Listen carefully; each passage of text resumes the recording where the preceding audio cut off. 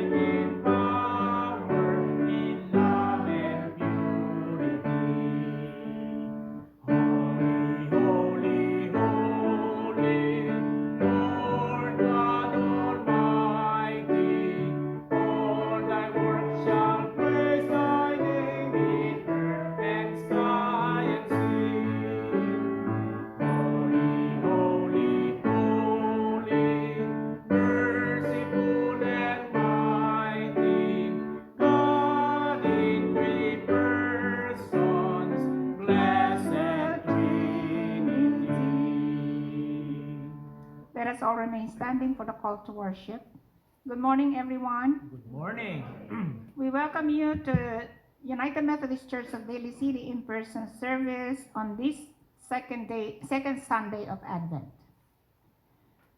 Beloved, we gather to remember who we are, not who the world tells us to be. We tell the story together of the day that all the earth awaits. We recall the story of God's people, how God has called us to live in peace and righteousness in a world full of conflict and twisted morality. We tell the story together of the day that all the earth awaits.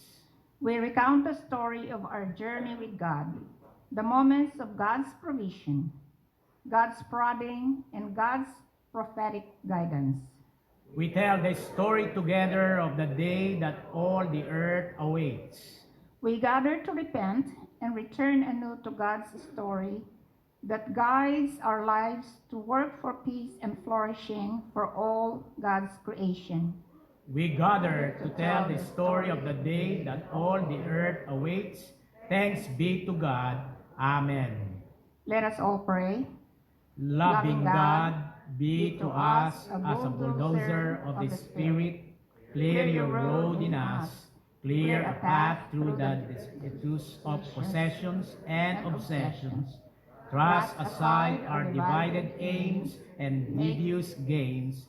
Topple the ramparts of pride and the doubts that deride. Make a highway on which Christ may come and take possession of the whole territory of our being. To the glory of your name we pray. Amen. Please be seated, friends. Good morning again, everyone. Good and now morning. we're going to the announcements.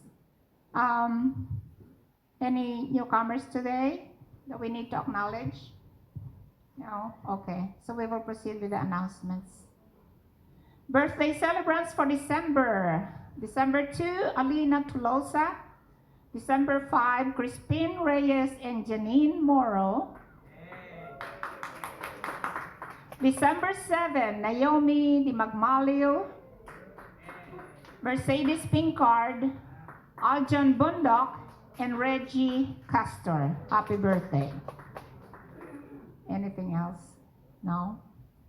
Oh, December 8, Celine Gayagoy, Michelle Holcomb, Cyrus David, Jonathan Polido, Deborah Cayetano, Celia Clemente Halili, Maria Florespes Barberan. That's a tongue twister. December 8, Caroline Marzan. December 19, Albert Colendres. Alisa Garrett, Nicholas Umagat. On the 27th, Malcolm Robert Holcomb. December 29, Lenny Lynn San Diego. And December 31 is Joshua Maverick Maninding. And for wedding anniversaries, Andre and Deborah Cayetano on December 4. Okay. Church Christmas party, be ready for this. December 12th, Friday at 6 p.m. You are all invited, and please invite your families, friends, and neighbors so we will have a good time here. Please bring your favorite dishes and enjoy some fun and exciting games. And it will be this coming Friday at 6 p.m. here at the church. And also, please invite your friends as well, your family, for the Christmas cantata, which will be on December 21 on our usual worship service time. And anything that you need to ask, Miss Becky? No?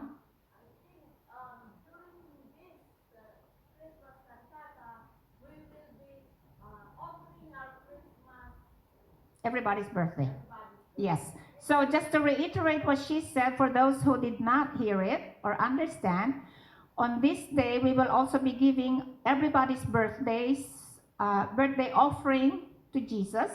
And this will be by month, the usual month, by month birthday. We were going to be calling January all the way to December, so you got the point.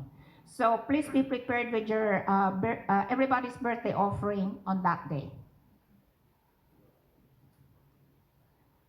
Okay, weekly adult Sunday school and prayer meeting. Discover a deeper connection with your faith and fellowship and fellow believers through our engaging adult Sunday school class and heartfelt prayer meetings. All are welcome to share in the joy of learning and the power of prayer. Sunday school is at 9:30 and the prayer meeting is at 9. And that's usually in the library led by our pastor and lay leader Bernardo Gayagoy. TGIF and Bread of Life meetings via Zoom are back. Bread of Life on Tuesdays at 7. Thank God it's Friday at 7 p.m. on Fridays, of course. If pastor or the church doesn't have your email address, you can either text or drop a note in the offering plate so that you can be part of the loop or the link. And next Sunday's group for the potluck will be group 4 because we switched with group 1. Today is group 1, and then the Sunday after that we're going to be going back on track, so it'll be group 2. All right? That's it. Those are all the announcements, and I'm going to call Miss Binilda Gayagoy for the concerns, praises, and thanksgiving.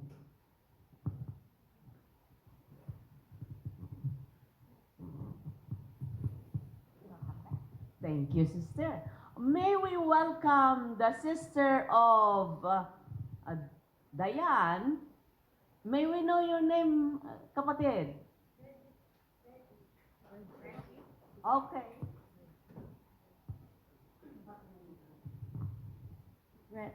Hi, I'm Reggie. This is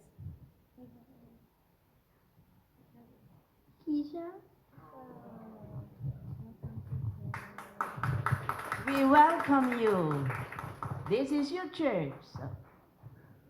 Kids has a Sunday school at the back. Uh-huh. So, Keisha, you can attend the Sunday school of the children at the back. Let's continue with our sharing of praises and thanksgiving to the Lord in remembrance, thanking God's blessings for the past few days. Anyone who is touched by the Holy Spirit may come and testify, witness how have you been taken care for the past few days. Anybody? Sister Shirley.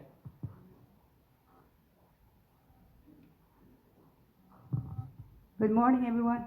This is for Janine's 13th birthday, Friday, December 5. Thank you. God bless Janine. Anyone else? Aljon. I think Aljon has something to say.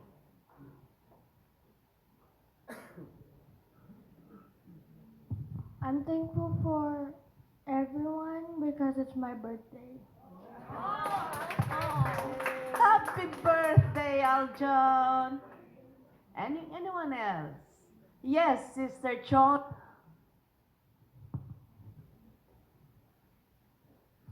Good morning, everyone. I'm Chona. I'm new here in the church, but I'm glad and praise God that I found a church like this. So praise God. And also, I would like to praise God for protection for 25 years of service in San Francisco General Hospital. No assault at all, physical assault, no. So thank God for that. You know, I always pray to God before I go to a patient, which is really difficult. I always pray, God, protect me and protect what I say, protect my feeling, protect my actions, because some are, you know, it might provoke their anger, whatever it's inside of them. Protect God. I praise God for protection. For 25 years, no physical assault, only verbal assault. Thank God. Praise God for that. Praise God. Yes. I would like to praise God for the birthday of my sister-in-law today. She's not here, but praise God for her life because she's very helpful to, to everybody, to our relatives, and also praise God for my daughter's birthday tomorrow. No, she's Ira. So, her sister-in-law that she is saying is Sister Letty Parangan.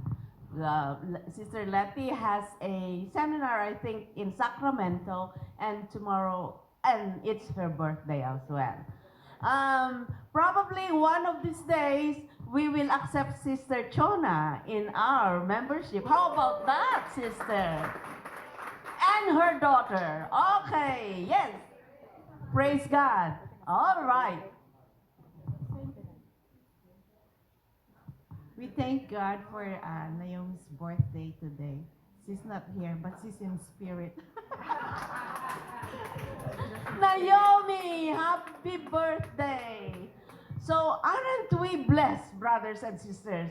We feel the presence of the Lord. We feel His candor. We feel His presence and His guidance in all with the things we do.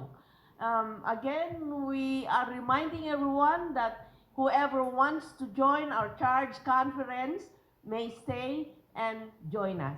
We have also Sister. I thank God to wake up today. I overslept though. So I just want to thank God for my 79th birthday. And Michelle's birthday on the 11th. Yeah, so she'll tell her own numbers. But thank you very much for being here. Oh, thank you, sister. No wonder why I see Sister Michelle exemplary. Uh-huh. Okay. Anything else? Yes, Brother Larry.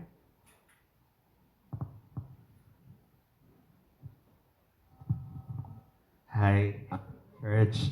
Just a few things.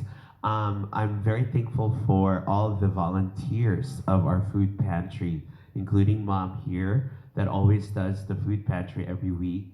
And I'm very thankful about that. And then the second thing is our family's asking prayers for my auntie who's in the hospital right now. And, she's doing okay, she's stable, just that her kidneys are failing once in a while, but it's just prayers. Her name is Valentina.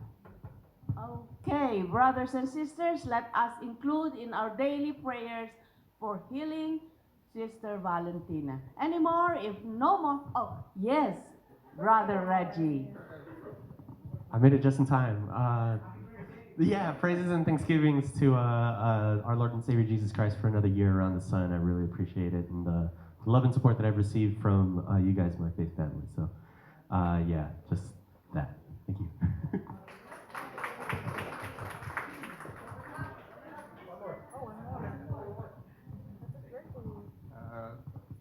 Thankful for another year for my daughter, who's 5 years old tomorrow, and for my my grandma's birthday, R.I.P.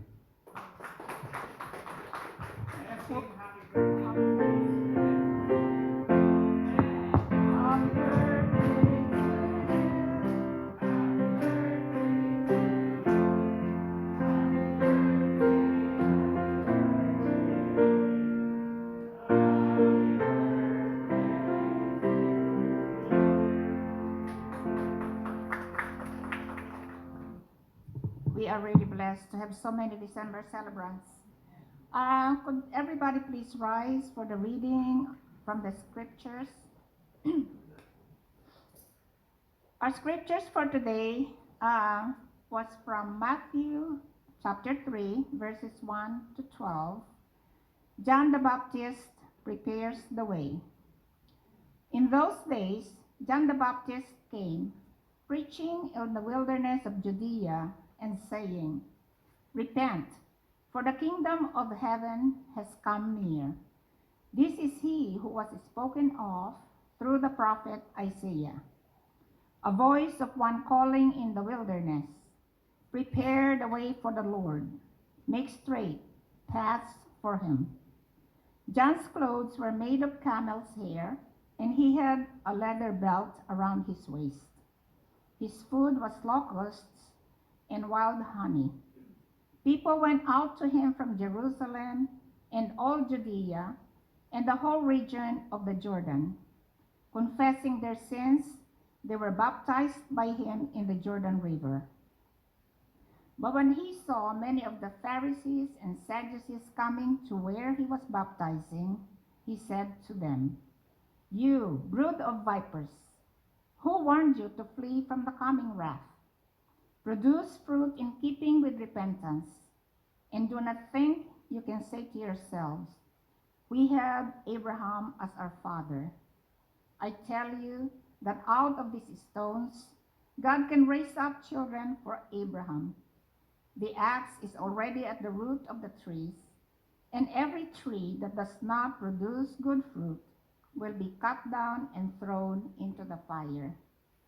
I baptized you with water for repentance, but after me comes one who is more powerful than I, whose sandals I am not worthy to carry. He will baptize you with the Holy Spirit and fire. His winnowing fork is in his hand, and he will clear his threshing floor, gathering his wheat into the barn, and burning up the chaff with unquenchable fire." The word of God for the people of God.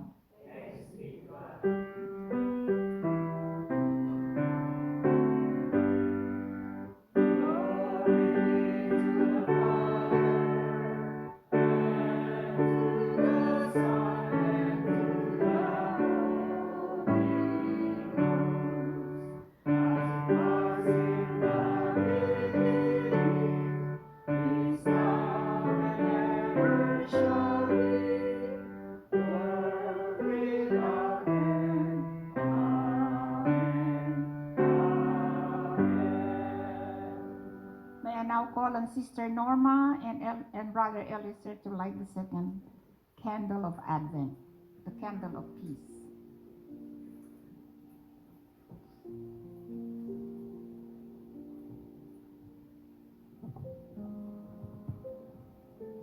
The lighting of the second candle of Advent. Advent reminds us that we are people who share a story, the story of Jesus, who enacts peace by judging in favor of the poor and deciding with equity for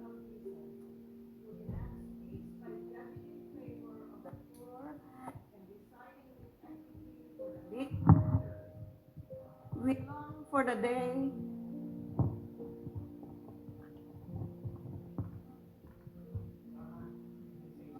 Okay.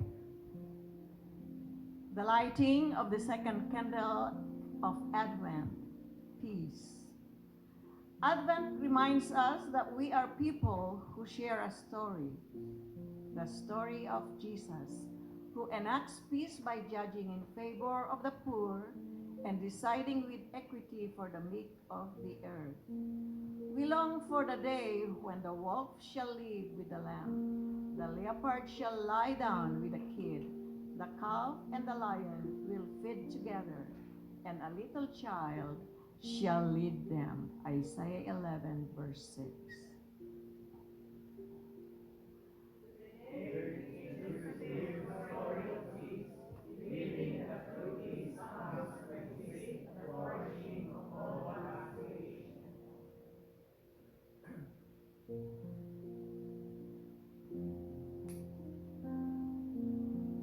We light this candle of peace as a sign of our commitment to bring light to the places the world seeks to hide until that day when all creation lives together in harmony and abundance.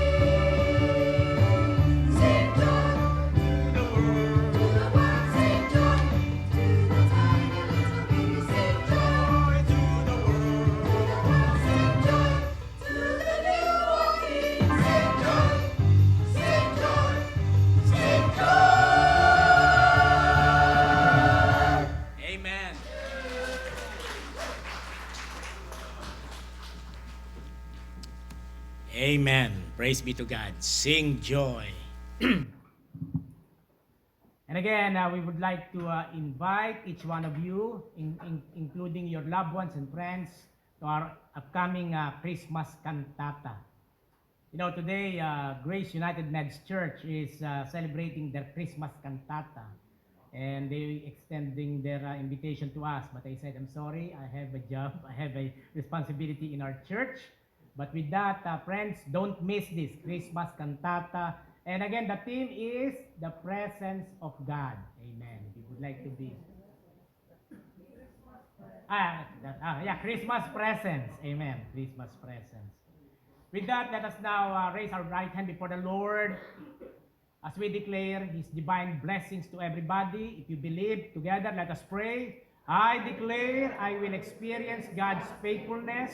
I will not worry. I will not doubt. I will keep my trust in Him, knowing that He will not fail me. I will give birth to every promise I put in my heart, and I will become everything He created me to be.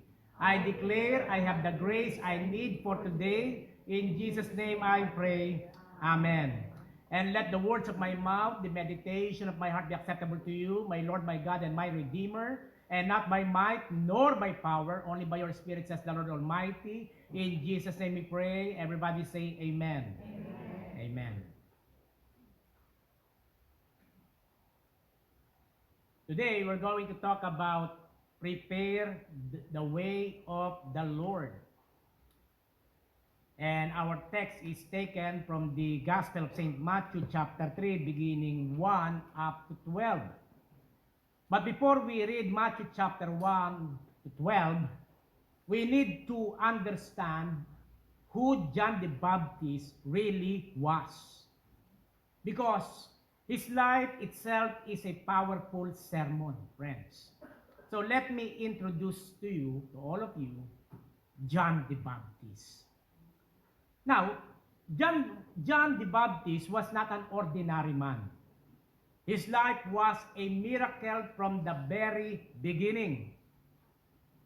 His parents, Zechariah and Elizabeth, were old and had no children. So, first point is, John was born with a purpose. Humanly speaking, friends, it was impossible for them to have a baby. But, here's the good news. God sent an angel and said, your prayer has been heard. Can you please turn to your neighbor and tell them, your prayer has been heard. Your prayer has been heard. And claim it in Jesus' name. Say, I claim it in Jesus' name. Yeah, claim it. Because again, God sent an angel and said, your prayer has been heard. To continue the text, you will have a son, and he will prepare the way for the Lord. Now, John's birth teaches us when God has a purpose, listen carefully, when God has a purpose, nothing can stop him. You believe that? Nothing can stop him. Not age, not circumstances, not impossibilities. Second, John was filled with the Holy Spirit from the womb. Before John was even born, the Bible says he was already filled with the Holy Spirit. That means his whole life, friends, was shaped by God. He wasn't influenced by culture, trends, or pressures. His influence was God's calling.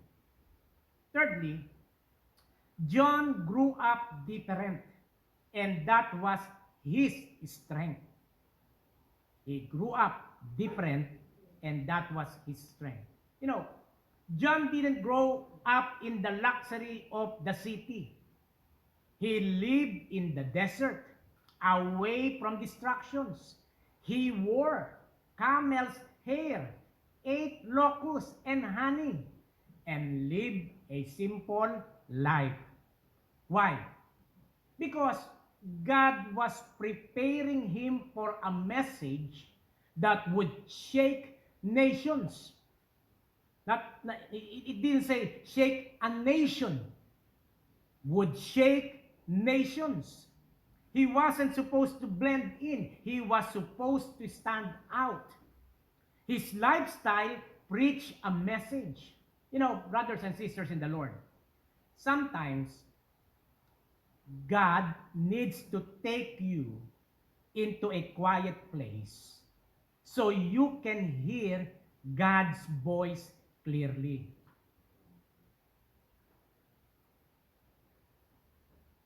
Come on, come inside.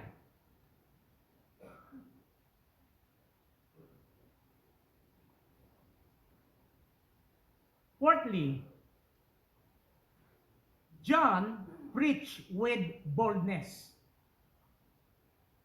When John preached, or when John appeared in the wilderness, people came by the thousands. He didn't preach to entertain people. He didn't preach what people wanted to hear. He preached what people needed to hear. I am not here to entertain you, friends. I'm not here to please you, friends. I am here, like John the Baptist, for you to know what is important before the eyes of God. And with that, John the Baptist says, repent, prepare the way of the Lord. John the Baptist confronted their sins. He challenged the religious leaders. He called people to change. He was not afraid because he knew when God calls you, you must speak, even if the world doesn't like it. Amen? Fifth, John was the bridge between the Old and New Testament. For your information, friends, for 400 years, if you are familiar with the Bible, for 400 years, there was silence. No prophets, no messages. Then suddenly, John appears and breaks the silence, announcing the arrival of the Messiah. He was the final prophet. John the Baptist was the final prophet before Jesus. He was the voice who shouted the message that prepared the world for salvation. Also, number 6, John's life points us to Jesus, not himself. John said, I am not the Messiah. One more powerful than I is coming. I am not worthy to carry his sandals. Which means John was great not because he lifted himself up, but because he lifted Jesus higher.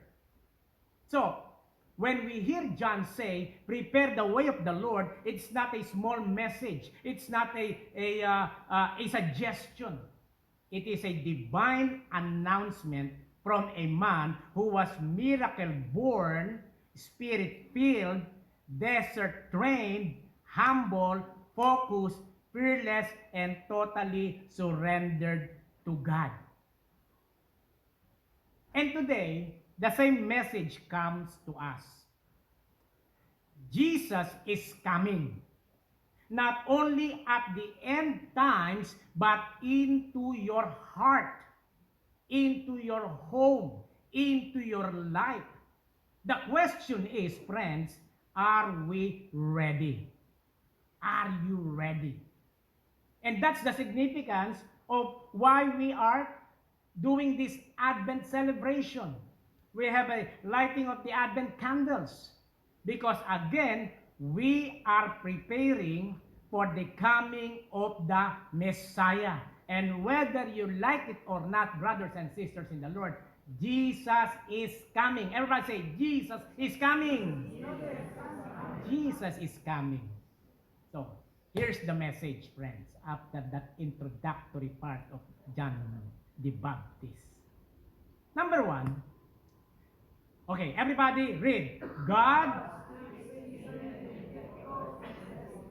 Wow, God speaks even in difficult, messy places. You know, John preached not in a fancy place, but in the wilderness. And when we talk about wilderness, a dry, empty, uncomfortable place. Many people today are also living in a wilderness. Can you please turn to the person beside you and ask that person, how are you today? Hoping you are not in the wilderness today, friends. You know, if we will contextualize the word wilderness, it means you look tired. You look so busy. You were lost, maybe confused, or running on empty at this moment. But even there, friends, God speaks. And friends, God meets us in our mess, in our stress, in our struggles. God is the Emmanuel, God with us. Amen? Now, let me give you a simple illustration. When your battery hits when your phone battery hits 1%, the phone warns us, right? That warning saves your phone from dying. Lobat. John is like that warning, telling us you're running spiritually low. You need to reconnect to God. You need to replug in yourself to God. So, second point, we need to prepare your heart, remove what blocks Jesus. In verse 3, it says, make his paths straight. In simple words, fix what's getting in the way of God in your life. You need to fix what's getting in the way of God in your life. Think about it. What blocks Jesus in your life? There's a lot. Sin you keep hiding. Wow. Sin you keep hiding. Bad habits, pride, unforgiveness, being too busy for God, fear, distractions. Sometimes I thought people are praying for the pastor during Sunday service when I'm preaching. But I was surprised they are busy looking at the social media in their cell phone. I thought they are prayer intercessors. They are prayer distractors. Next time, I will ask someone, are you praying for me, or you're texting someone, or you're watching a game? You will be surprised. Distractions. Now, how to fix the path? Number one, start talking to God again. Read a verse a day. Worship with your whole heart. And let go of things pulling you away. With that, you need to ask God to guide your choices. Let go of things pulling you away. That's why again, turn to the person beside you and tell that person, move on. We need to move on. Let go of things pulling you away and then ask God to guide your choices. You know, friends, one of the best illustrations that I may share this morning is that if someone important, especially we as Filipinos, if someone important is visiting your house, we clean up. You clean up. Not because they demand it. Oh, I'm going to your house. You need to clean up. Okay? No. Not because we demanded it, but because you honored them. You honored your guests. Likewise, friends, brothers, and sisters in the Lord, preparing your heart for Jesus is the same. We give honor. We worship Him. Because again, without God, you and I, we are nothing. Thirdly, real repentance makes real change. Okay, everybody read. Real repentance makes real change. Which means in verses 8 to 10, John said, it says, bear fruit worthy of repentance. Meaning, if your heart change, your life should show it. Walk the talk. Where are you going? I'm going to church. Oh, praise the Lord. And then, how's your driving? How's the traffic sign? How's those people sometimes intentionally cutting our way? If your heart change, your life should show it. How's the words coming out from our mouths? Repentance, listen carefully, repentance isn't crying, feeling guilty, or saying sorry, friends. Well, maybe that's an expression, but true repentance means changing direction. After you repent, there should be a new direction. What are the fruits of real change? Okay? Okay, you become kinder. You stop doing things that destroy you. Wow, friends, I stop, or you stop doing things that destroy you, destroy your life, destroy your relationship before God, destroy your relationship with your family, your office mates, classmates, and so on and so forth. You forgive. You stop toxic habits. What do you mean by toxic habits, Pastor? Gossiping, marites, too much eating. Okay. Everything with king. You love people better. You start following God's word. And again, I give you one simple illustration. A tree that only has leaves but no mangoes or apple is useless. In the same way, friends, brothers and sisters in the Lord, a Christian with no life change is missing the point. Let me repeat that, friends. A Christian with no life change is missing the point, which means God is looking for fruit, not just talk. Amen. Parang isa lang naniwala eh.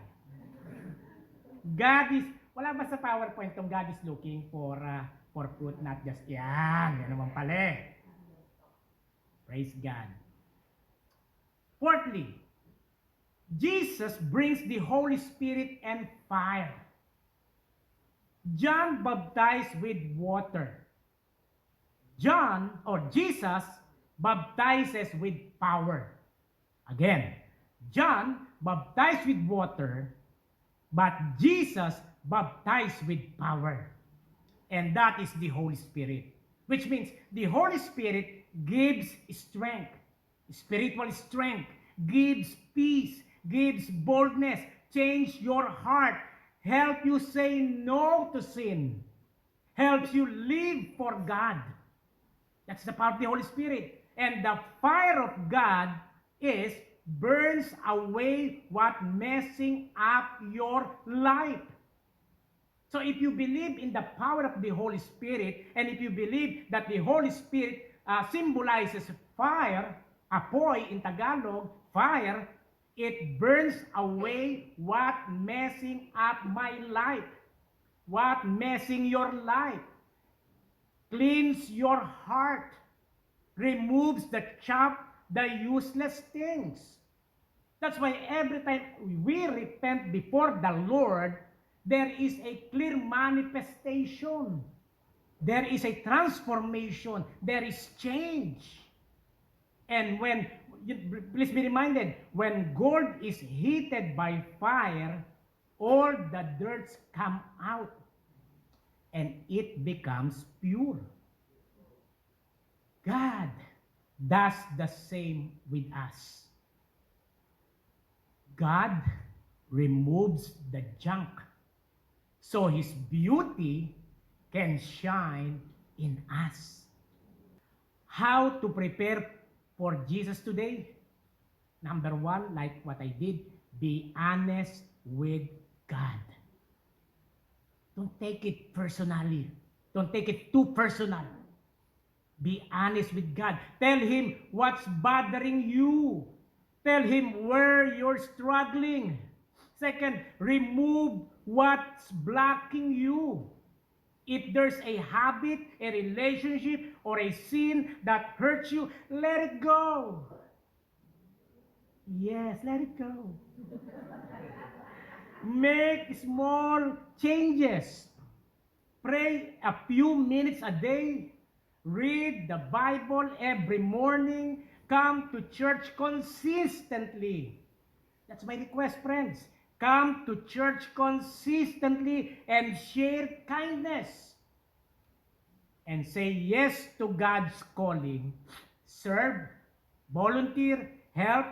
Let God use each one of us. Amen. And last but not the least, friends, let the Holy Spirit work. Invite the Holy Spirit daily to guide your steps. Brothers and sisters in the Lord, John's message is loud and simple. Get your heart ready. Jesus is coming. Not only at the end of the world, but into your daily life, your decisions, your family, your future. The only question is the road of your heart ready for Jesus? Is the road of your heart ready for Jesus? In celebration of Advent. Beloved, can I have a music, please? Beloved, if God has spoken to your heart today, don't ignore His voice. This is your moment. Like what I experienced, oh my God, believe it or not. But I believe in His perfect time. And this is your time to come home, to be with Jesus. Whatever you've been carrying, pain, guilt, confusion, fear, name it, you don't have to carry it anymore. Jesus, our Lord and Savior, is here waiting to give you a new beginning. Amen? All He asks is that you open your heart and surrender everything to God. Let us bow down our heads for the Lord. Let us close our eyes in the presence of the Spirit. If you're ready for a fresh start, if you're ready for peace, forgiveness, and a new life, then pray this prayer with me with all your heart. If you want Jesus to come into your life today, pray with me in your heart and say this: Lord Jesus, I open my heart to you. Remove what shouldn't be there. Heal me, Lord. Change me. Forgive my sins. Be the Lord and Savior of my life. From today on, I follow you. In Jesus' name I pray. Amen. God bless you. And Merry Christmas to all.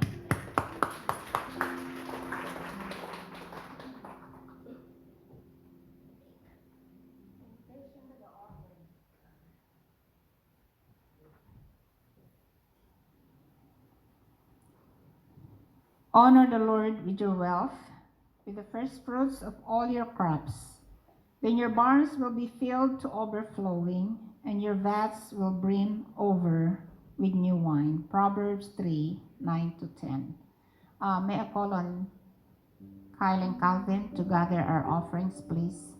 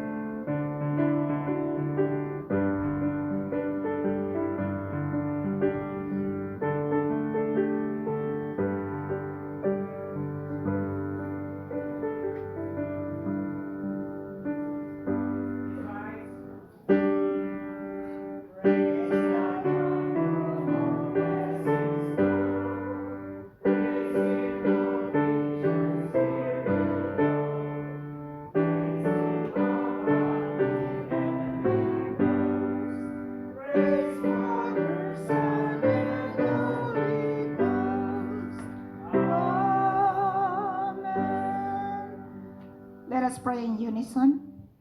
Persistent God of new paths, we have been called to prepare the way, not with platitudes, but with changed hearts and lives.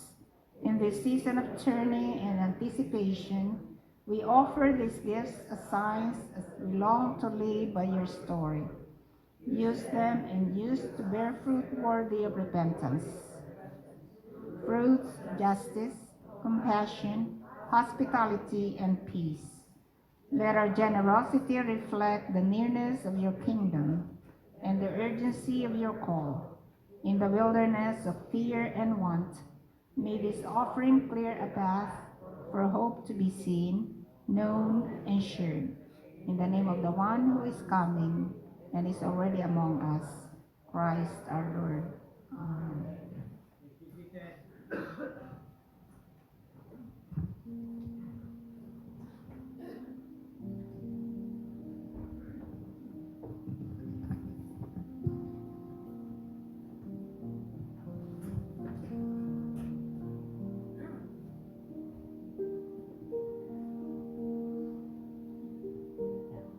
Come with me.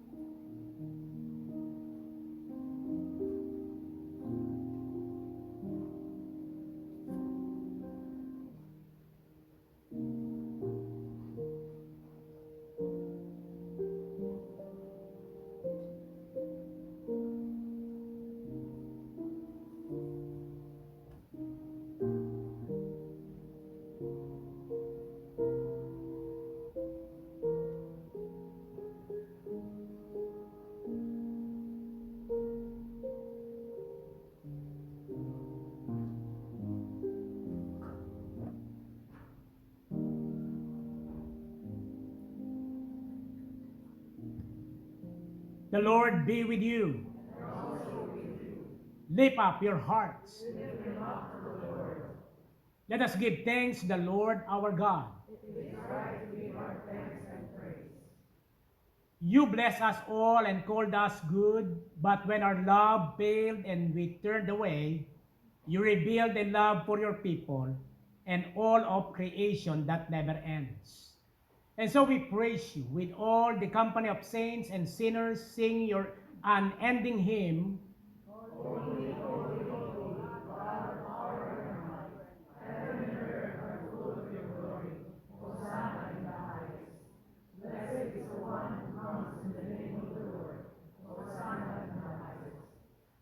When he dined with his friends, just before he was to be executed, he reminded them of your love revealed in the gifts of bread and juice before them on the table.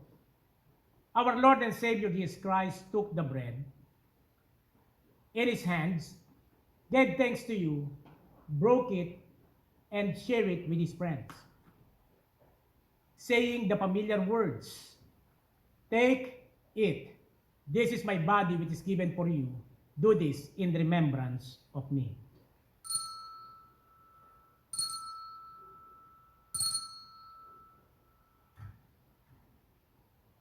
And when supper was over, he took the cup, again gave thanks for it, and shared it with all who gathered, reminding them, "Drink this, all of you. This is the cup of my covenant with you for the forgiveness of sins. Do this as often as you drink it in remembrance of me."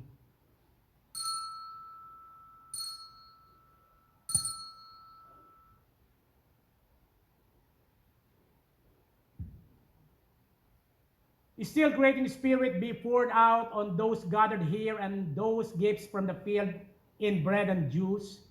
As we receive them into our bodies, make us your body. Amen. If you're able, please stand, friends. As we pray together the Lord's Prayer. Let us pray together. Our Father, who art in heaven, hallowed be thy name.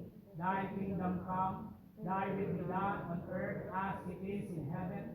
Give us this day our daily bread, and forgive us our trespasses, as we forgive those who trespass against us. And lead us not into temptation, but deliver us from evil. For thine is the kingdom, and the power, and the glory forever and ever. Amen. Please be seated.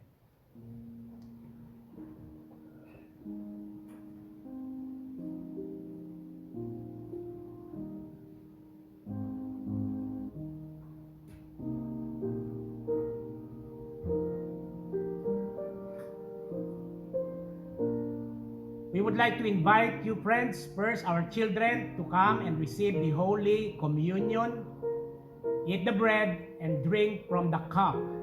We have two stations for you to receive the Holy Communion, one on your left and one on your right.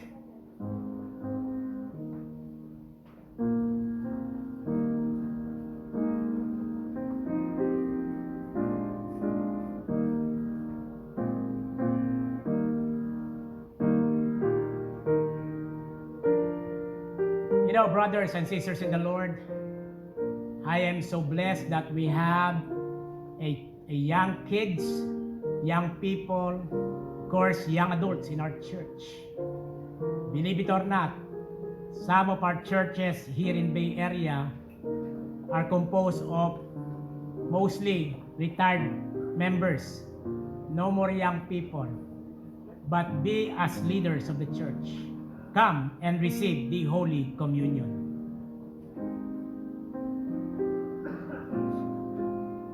Two lines, one on your left and one on your right. Eat the bread, the body of Christ. Drink from the cup, the blood of Jesus Christ.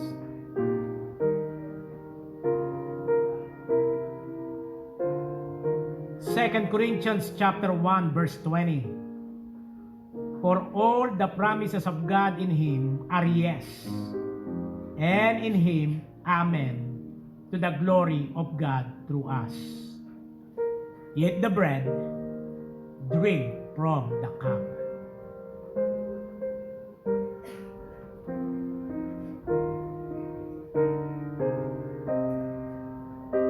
The Bible says in Jeremiah 29:11, "For I know the plans I have for you, plans to prosper you and not to harm you, plans to give you hope and a future." Eat the bread and drink from the cup.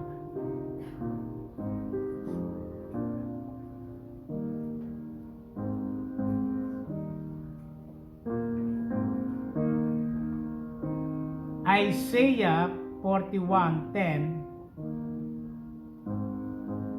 "Fear not, for I am with you.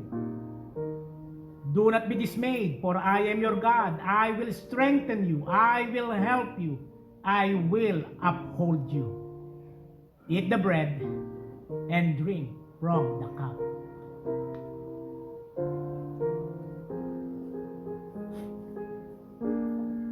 Deuteronomy 31:6, "The Lord your God goes with you. He will never leave you nor forsake you."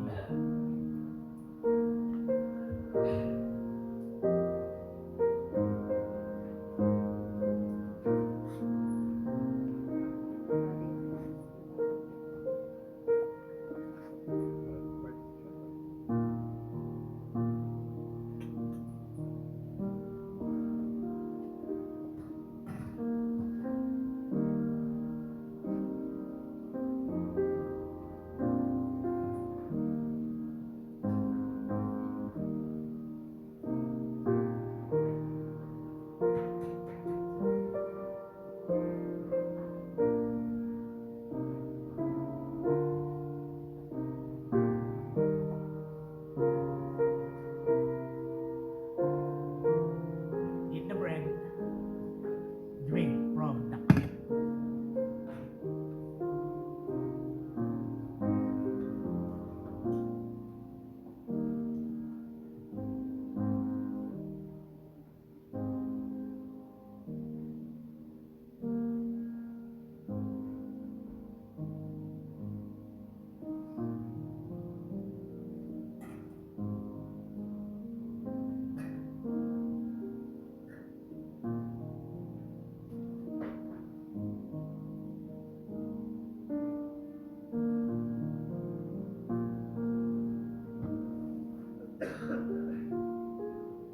If you're able, please stand for the prayer after the Holy Communion. Let us pray together. Eternal God, we give you thanks for this holy mystery in which you have given yourself to us. Grant that we may go into the world in the strength of your Spirit to give ourselves for others. In the name of Jesus Christ our Lord. Amen. You may now be seated. Thank you so much.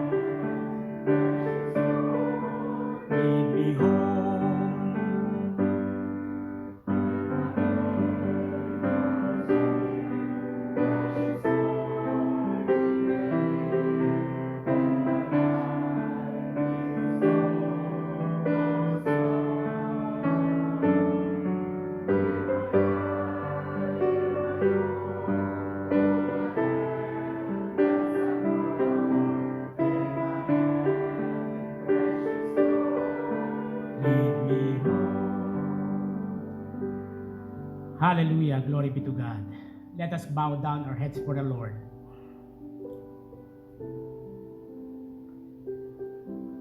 Lord, hear our prayers. The Bible says, "Ask and it shall be given. Knock, and the door will be opened. Seek, and ye shall find.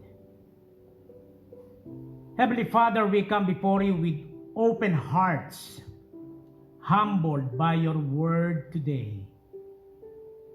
Thank you for reminding us through the life and message of John the Baptist that you are calling each of us to prepare the way for Jesus in our lives.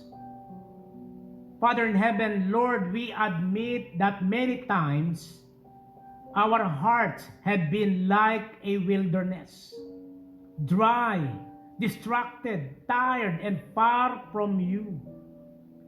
But today, Lord, we hear your voice calling us back. We hear your loving invitation to return, to repent, and to walk with you again. Father, in the name of Jesus, remove the things that block your presence in us. Clear away the pride that makes us stubborn, the fear that keeps us from trusting, the hurts that we still hold, the sins we secretly hide, and the distractions that pull our attention away from you. Make the crooked places straight. Make the rough places smooth. Prepare our hearts to fully receive you, Lord Jesus Christ. Lord God, produce in us the fruit of true repentance. Help us to live differently, to love more deeply, to forgive more freely, to serve more joyfully, and to walk more faithfully. In the power of your Holy Spirit, O God, I pray, we pray, baptize us with your holy fire. Burn away everything in us that is not from you. Purify our thoughts, our desires, our motives, and our habits. Fill us with your power, power to live holy, power to stand strong, power to say no to sin, and power to say yes to your holy calling. Lord, we pray for every person here today, for those who are hurting. In the name of Jesus, bring healing. For those who are confused, in the name of Jesus, bring clarity. For those who feel weak, in the name of Jesus, bring strength. For those who feel far from you, in the name of Jesus, bring them close. Touch every family represented here. Restore relationships, heal broken hearts, and bring unity and peace in the name of Jesus. Likewise, O God, in the name of Jesus, we pray for miracles in every life. Miracles of healing in the body, miracles of provision in times of need, miracles of direction in moments of uncertainty, and miracles of transformation in our spiritual walk. Father in heaven, prepare us, Lord, for the great things you want us to do. Prepare us, O God, for a wonderful breakthrough in the name of Jesus. Prepare us to live boldly for you in this generation. And thank you, Lord God, for all the blessings that you bestowed upon all our birthday celebrants, anniversaries. In the name of Jesus, I declare good health and long life, O God, double, triple anointing in Jesus' name be upon thy people. Thank you, Lord, for listening to our prayer. In the mighty and precious name of Jesus. Amen and amen. Please rise. Yes, Lord. When the darkness appears and the night draws near and the day is past and gone, at the river I stand, guide my feet, hold my hand. precious Lord, lead me home. What a hymn, amen. For the dismissal, Advent people, go now in the blessing and inspiration of God to live God's story wherever you go. That your lives may be an invitation to others to join in the journey to the day that all the earth awaits. Let us go then separately, but together remember the three simple rules, being a united Methodist. Third the person, do no harm, do good, stay in love with God. Likewise, friends, before the benediction, friends, please, each one bring one. Everybody invite friends to come to the church. Not because of your religion, but because we want them to offer to God. Amen? Let us open our hands in a prophetic gesture, receiving His divine benediction. The Lord bless you and keep you. You want to read it? The Lord bless you and keep you. The Lord make His face shine on you and be gracious to you. The Lord turn His face toward you and give you peace. Amen. But next Sunday, let the pastor bless you, okay? Amen. But thank you for blessing me. Amen. In the name of the Father, of the Son, and of the Holy Spirit. Everybody say amen. Amen.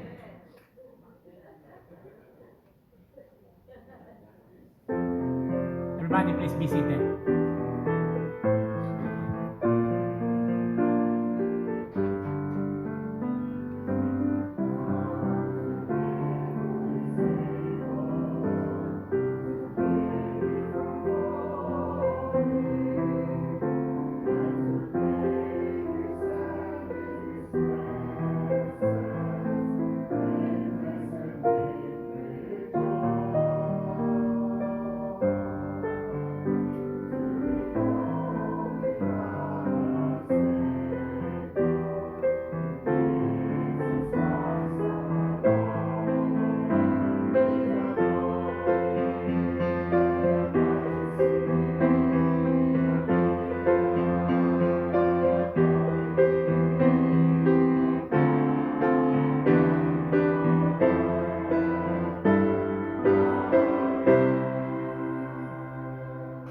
Amen.